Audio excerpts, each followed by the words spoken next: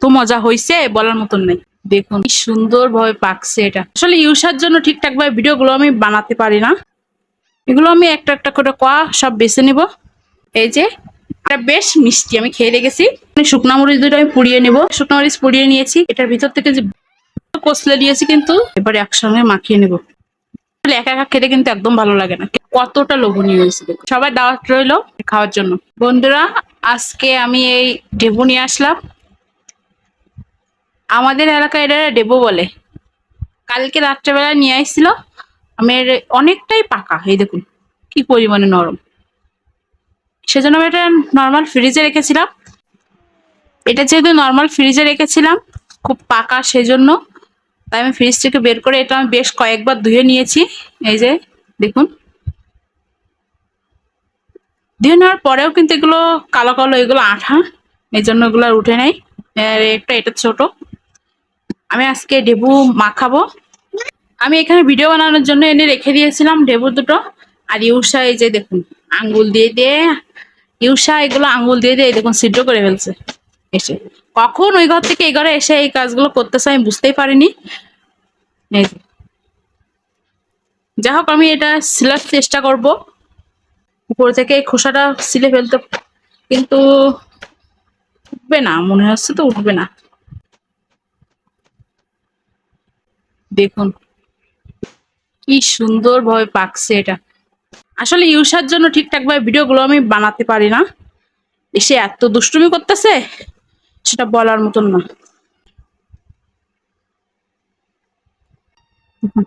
কি পরিমাণে পাকছে।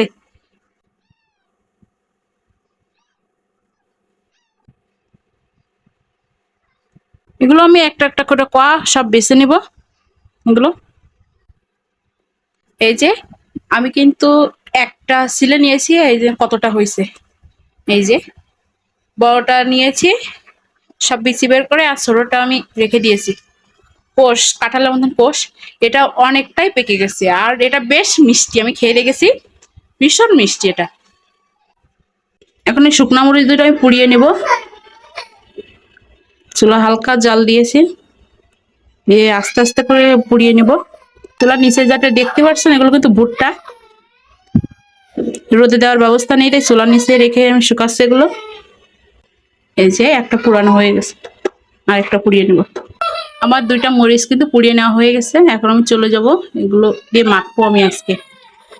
দুইটা শুকনো মরিচ পুড়িয়ে নিয়েছি, কিন্তু দুইটাই দিব না, যতটুকু আমার লাগবে ততটুকু দেবো। প্রথমে একটা দেবো, পরে আরেকটা দেবো। এক সাইডে সরিয়ে নিচ্ছি। এখানে দিয়ে দিচ্ছি একটু নুন। এটার ভিতর থেকে যে বিসি আছে, বিসি আগে ভেঙে ফেলে দেবো।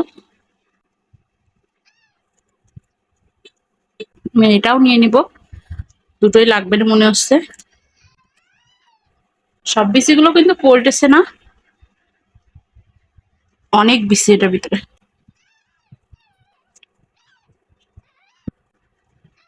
সেগুলো কষলে দিয়েছি, কিন্তু এর বেশি আর এগুলো গুঁড়া হবে না।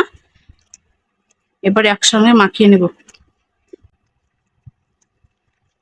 খেতে কিন্তু সেই মজা লাগে।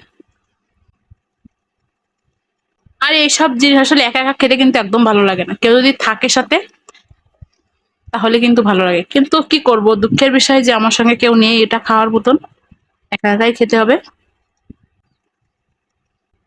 এবার একটু খেয়ে দেখি। হুম, এত মজা হয়েছে বলার মতন নেই। এই যে দেখুন এটা কতটা লোভনীয় হয়েছে দেখুন। সবাই দাওয়াত রইলো এটা খাওয়ার জন্য।